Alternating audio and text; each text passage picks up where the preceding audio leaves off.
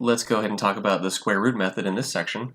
So in this lecture, we're going to talk about what the square root method is, how do we do it, and when do we use it. So recall our standard form. If our variable is x, then standard form is ax squared plus bx plus c equals 0.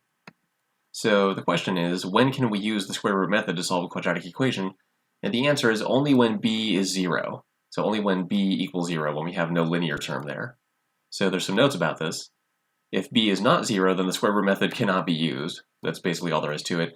And if both b is 0 and c is 0, then the equation is trivial, ax squared equals 0. So in that case, technically, the square root method still works, even if b and c are both 0. There's as much work to show if both b and c are 0. So technically speaking, you still could do the square root method, it's just a little bit overkill.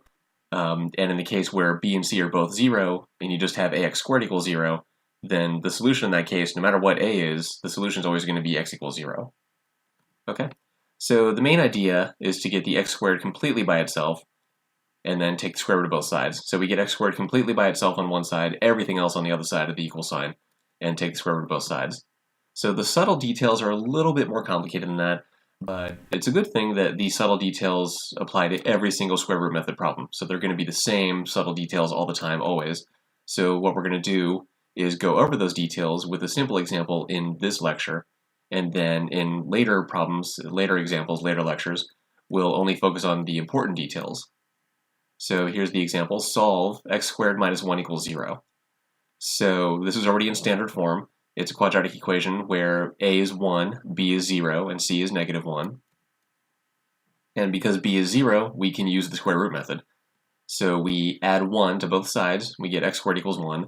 So now we've isolated the x squared. Remember, that's the goal with the square root method, is get the x squared by itself.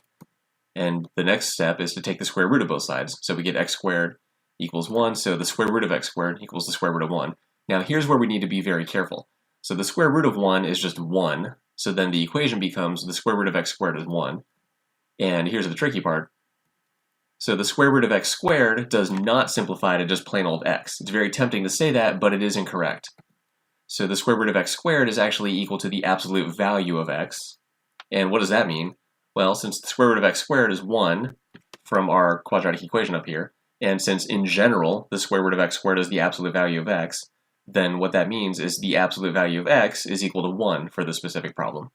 And if the absolute value of x is equal to 1, then that means x itself is positive 1 or negative 1.